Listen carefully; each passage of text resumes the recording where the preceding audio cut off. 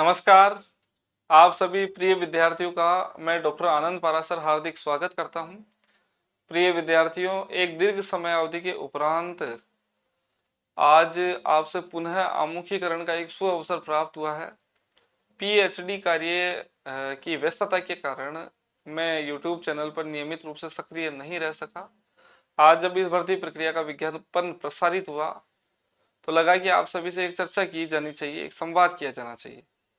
तो सबसे पहले हम देखते हैं कि ये पद कौन सा है। तो पद है साथियों टीचिंग एसोसिएट, जिसको अगर हिंदी भाषा में देखें तो शिक्षण सहयोगी या शिक्षण सहायक इत्यादि नामों से हम पुकार सकते हैं। और ये जो भर्ती प्रक्रिया है इसका विज्ञापन राजस्थान कर्मचारी चयन बोर्ड के माध्यम से किया गया है। अच्छा, इस भर्ती प्रक्रिया की खासियत आप देखिएगा, जगह जगह जहां पर इस भर्ती प्रक्रिया का विज्ञापन की जो पीडीएफ प्रसारित हुई उसमें जगह जगह संविदा संविदा, ताकि ये एक अवचेतन मन में आपके भीतर एक बताया जा सके कि ये एक स्थायी भर्ती नहीं है, ये एक संविदा भर्ती है। जैसे पदों का उल्लेख किया, वहां संविदा वहां संविदा। तो एक छोटी सी हम चर्चा करेंगे, इसका भविष्य क्या हो सकता है, वर्तमान क्या है, और किन विद्यार्थियों की इसकी तैयारी करनी चाहिए और किन साथियों को इसकी तैयारी नहीं करनी चाहिए, उस पर भी हम चर्चा करेंगे। सबसे पहले आप देखिएगा पदों की संख्या कितनी है। 3540 पद है, इस पर यह भर्ती प्रक्रिया का विज्ञापन प्रसारित हुआ। वेतन सबसे महत्वपूर्ण है, वेतन, क्योंकि किसी भी भर्ती प्रक्रिया को लेकर जब हम तैयारी करते हैं तो हमारे लिए एक अभिप्रेरणा का कार्य करता है वेतन। तो 5 साल तक इसमें 28,850, 5 साल के लिए एक संविदा भर्ती है, उसमें आपको 28,850 रुपये वेतनमान प्रति माह मिलेगा। और इसमें सरकार के द्वारा निर्दिष्ट मापदंडों के अनुरूप प्रति वर्ष इसमें जो भी वृद्धि है, वेतन वृद्धि है, वो की जाती रहेगी। 3%, 4%, जो भी वो सरकार निर्धारित करेगी।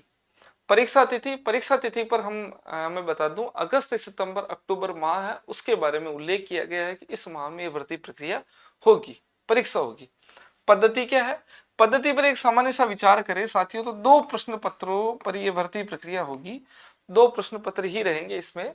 प्रथम प्रश्न पत्र है वो आरपीसी जो असिस्टेंट प्रोफेसर है, उसके अंदर जो तृतीय प्रश्न पत्र रहता था सामान्य ज्ञान का, उसमें जो प्रश्न पत्र रहता था, अब यहाँ पर वो जो प्रश्न पत्र है वो पहला प्रश्न पत्र हो गया, और उसमें प्रश्नों की संख्या है वो 60 कर दिए गए, और अंक है वो अंक 75 रहेंगे साथी।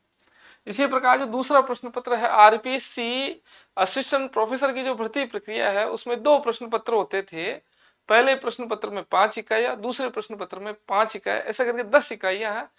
अधीनस्थ बोर्ड ने बिना किसी भी प्रकार के अतिरिक्त प्रयास और श्रम किए हुए उस पाठ्यक्रम को एक साथ इकजाई किया, और उन 10 इकाइयों को एक साथ करके इन्होंने रख दिया, और वो पाठ्यक्रम है वो दूसरा प्रश्न पत्र आपके बन गया। जो असिस्टेंट प्रोफेसर के लिए 2 प्रश्न पत्र होते थे, यहाँ पर मात्र 1 प्रश्न पत्र बना दिया 10 इकाइयों का, और प्रश्नों की संख्या इन्होंने कर दी है 120, और लगभग जो अंक है वो अंक हो चुके हैं साथियों 300, यानी 60 प्रश्न और 75 अंक, यानी एक प्रश्न सवा अंक का। और यहाँ पर 120 प्रश्न और प्रत्येक प्रश्न है वो लगभग 2.5 अंक का हो गया, 1224 और 60, 200, लगभग 300 अंक के। ऐसा करके ये दोनों मिला के 375 अंक है, उसका ये पूर्णांक होगा, और इसकी भर्ती प्रक्रिया होगी। संविदा है, इसका आशय ये कदापि नहीं कि इसका मान सम्मान नहीं, इसका पूरा मान सम्मान है वो सरकार के माध्यम से प्रदान किया गया, ये व्यंग्य ही समझ सकते हैं आप। और 375 अंकों में से परिणाम जारी होगा। पाठ्यक्रम क्या रहेगा, तो पाठ्यक्रम के बारे में आंशिक रूप से मैंने बता दिया। इसका भर्ती विज्ञापन उसको भी थोड़ा थोड़ा देखेंगे, किस भर्ती में किस किस पद के लिए कितने पद है वो भर्ती प्रक्रिया निकली। नई जो सहायक आचार्य भर्ती है, कि आप कभी नहीं निकलेगी, तो मैं इसके बारे में बता दूं कि निकलेगी अवश्य, क्योंकि अभी जो उच्च शिक्षा मंत्री उन्होंने बयान दिया था कि अप्रैल 2025 के इर्द गिर्द जितने भी खाली पद है उसके लिए हमने आरपीएससी को भर्ती भेज दी है। अब वो कब निकालती है, उसकी प्रक्रिया भीतर ही भीतर किस रूप में उलझी हुई है, ये इन्हीं ही ध्यान है, पर निकलेगी अवश्य, ये हम कह सकता हूँ। तो ये तो एक सामान्य जानकारी है टीचिंग एसोसिएट की। अब इस पर हम साथियों, इस पर हम चर्चा करते हैं कि इस भर्ती प्रक्रिया में क्या कुछ खास है, उस पर हम देख लेते हैं। बहुत ज्यादा अतिरिक्त गहराई की चर्चा मैं नहीं करूंगा आज के दिन, क्योंकि वाकई ये हृदय है वो हृदय आहत है, क्योंकि ये जो भर्ती प्रक्रिया है विद्यार्थियों का जो मनोबल है वो मनोबल तोड़ देती है। विद्यार्थी अपने विद्यार्थियों के स्वप्न रहते हैं, और उन सपनों के लिए एक प्रकार से ये सपनों को मृत प्राय करने जैसी स्थितियां मानता हूं मैं, जहां पर इसी भर्ती प्रक्रिया के सहायक आचार्य के लिए जिसने पेपर दिया और वो विद्यार्थी बहुत कम अंक से वो चयन प्रक्रिया से बाहर हो गया, अब उसके सामने ये भर्ती है। अब वो इसके लिए प्रयास करेगा, क्योंकि जो बेरोजगार विद्यार्थी उसको तैयारी करनी है। अब वो बेरोजगार विद्यार्थी इसकी तैयारी करेगा, फिर वो यावत जीवन जब तक इस भर्ती प्रक्रिया से जुड़ा रहेगा, इस संविदा पद पर नियुक्ति प्राप्त करेगा, वो इसी भ्रम में और इसी संदेह में, इसी वहपों में जीवन उसका बढ़ेगा। कब मैं स्थायी होऊंगा, कब मेरे को पूरा वेतन मिलेगा, सरकार हमारे बारे में क्या क्या क्या निर्णय ले रही है, वो बार बार न्यायालय का दरवाजा खटखटाएंगे, इत्यादि जो बुरी प्रक्रिया है जिससे कोई भी विद्यार्थी या कोई भी नहीं जुड़ना चाहेगा, उससे जुड़ने की प्रक्रिया शुरू होगी। पर अब आज जो सरकार ने निर्णय लिया है, तो उस पर हम चर्चा करेंगे साथियों, कि कर्मचारी चयन बोर्ड ने ये भर्ती निकाली है साथियों, भर्ती 2026। और पद का नाम जो इन्होंने दिया है स्पष्ट है, दे रखा है। और ये जो निकला साथियों, राजस्थान कॉलेज एजुकेशन सोसाइटी। तो मैं आपको बता दूं, 2018 से पूर्व में राजस्थान में जितने भी कॉलेज है वो स्थायी रूप से राजकीय कॉलेज थे। 18 के बाद में सरकार ने जितने भी कॉलेज खोले हैं, धड़ल्ले से खूब सारे कॉलेज खोले गए, छोटे छोटे जगहों पर जहां पर आवश्यकता नहीं थी वहां पर भी कॉलेज खोले गए हैं। और हालांकि आज के समय की आवश्यकता भी है, सरकार चाहती है कि प्रत्येक घर घर तक शिक्षा पहुंचे, और इसी क्रम में कॉलेज खोले गए।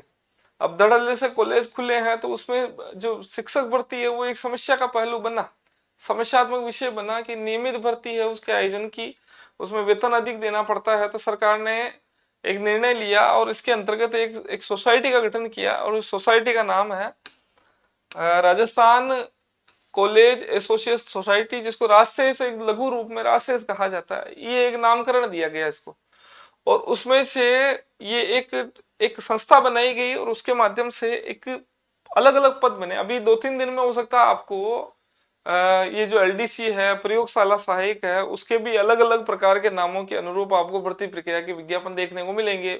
संभव है महीने भर के अंदर आपको 2-3 जो विज्ञापन वो देखने को मिलेंगे, जो संविदा पर आधारित रहेंगे।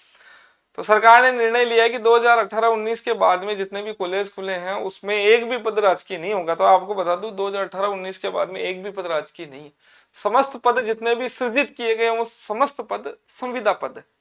यानी जो नवीन कॉलेज खुला है उसके समस्त पद राजकीय, समस्त पद संविदा पद है।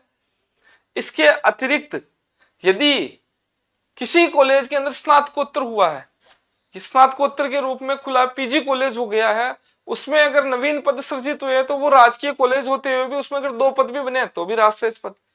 कुल मिला के आशय ये है कि अब नवीन राजकीय पद एक भी नहीं बढ़ेगा।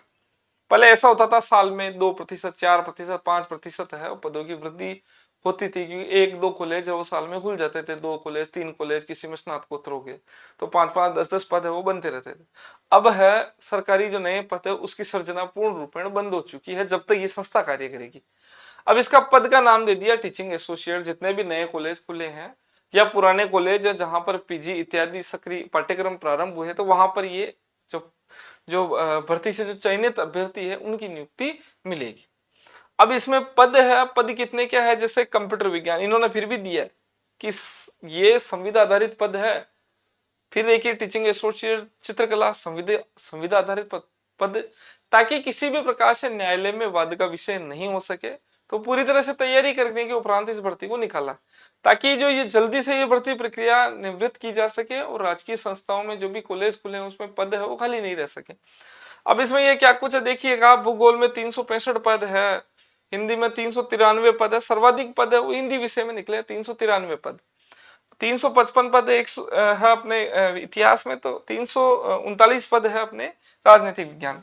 बहुत ज्यादा गहराई से चर्चा नहीं करूंगा, ये सामान्य चीजें आप देख सकते हैं। और ये Rajasthan college education hiring of main power rules है, पूरे एक संस्था को बना के पूरा विधिवत उसके माध्यम से ये भर्ती प्रक्रिया की जा रही है।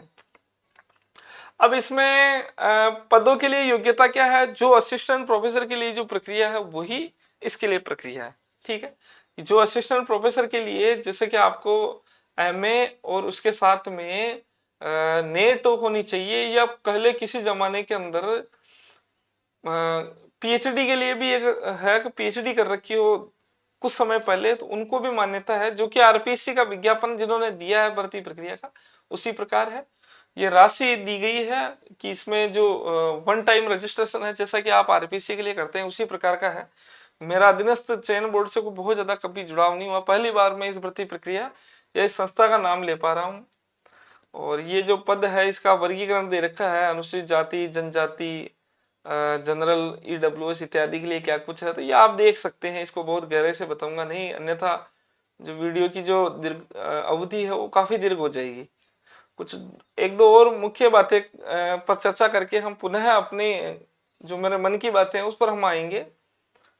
हालांकि मन की बात प्रधानमंत्री जी की है, पर मैं भी अपनी मन की बात थोड़ा थोड़ा आपके समक्ष रख रहा हूँ।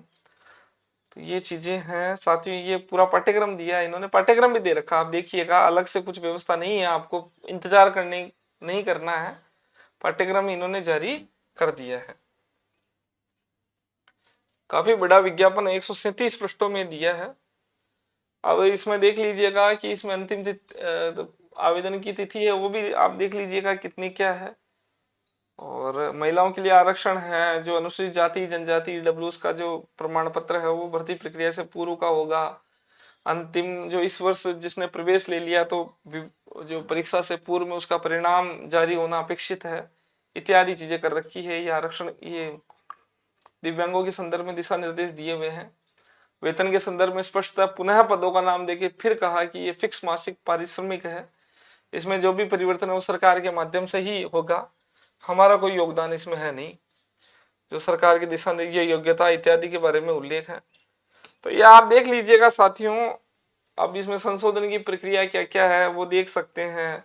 ओटीआर, संभवतः आरपीएससी की भर्ती की तैयारी करने वाले मुझे लगता है बहुत सारे विद्यार्थी जो पहली बार आवेदन करेंगे तो उनको ओटीआर आदि जो भी ये प्रक्रिया है, अब इनसे मैं ज्यादा जुड़ा हुआ हूं नहीं, तो इनको आप देख लीजिएगा कि वन टाइम रजिस्ट्रेशन के माध्यम से क्या क्या है, शैक्षिक योग्यता इत्यादि पर विचार कर लीजिएगा। एक बार देख लेता हूँ कुछ महत्वपूर्ण बातें हैं, अन्यथा फिर अपन मूल विषय की ओर आएंगे कि किसको इस भर्ती के लिए तैयारी की करनी चाहिए। ये पाठ्यक्रम दे रखा है, 60 प्रश्न है, 75 अंक है साथियों, इसमें देख लीजिएगा। ये महत्वपूर्ण है आपके लिए।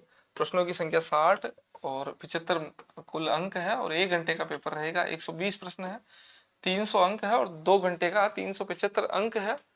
और ये भर्ती प्रक्रिया साथियों अपने 2 घंटे की होगी, और बहुत जल्द सरकार इसमें इसको करवाएगी, ताकि जो संस्थाएं हैं उसमें ये पाठ्यक्रम आ गया। तो अब ज्यादा कुछ है नहीं इसमें, वो आप गहराई से देख सकते हैं।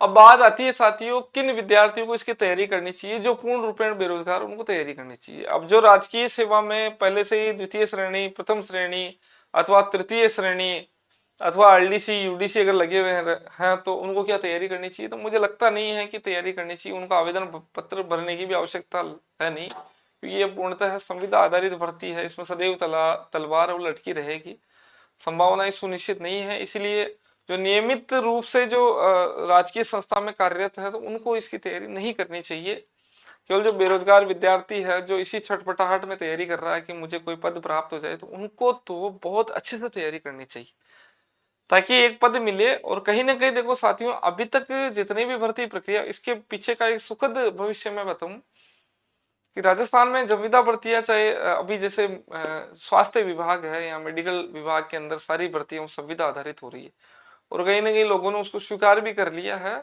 और उसका जो मान सम्मान प्रतिष्ठा है वो पूर्ण रूपेण स्थायी भर्ती के रूप में ही लोग मानने लगे, क्योंकि वहां पर जो जितनी पुरानी भर्तियां वो धीरे धीरे अब स्थायी रूप में होते जा रहे हैं जितने भी अभ्यर्थी। तो कदाचित इसमें भी ये संभावना बनेगी कि 2-5-7 साल के बाद में प्रक्रिया होगी न्यायालय, क्योंकि अभी विद्या संबल में कार्यरत है, तो उनके भी पक्ष में सर जब न्यायालय निर्णय दे रहा है तो मैं समझ सकता हूँ कि इसमें जब भर्ती का विज्ञापन निकला है, इसमें परीक्षा हो रही है, उसके उपरांत नियुक्ति पत्र जारी होगा, तो मुझे ऐसा प्रतीत होता है कहीं ना कहीं अंततो गत्वा ये स्थायी होने हैं, 100% स्थायी होने हैं।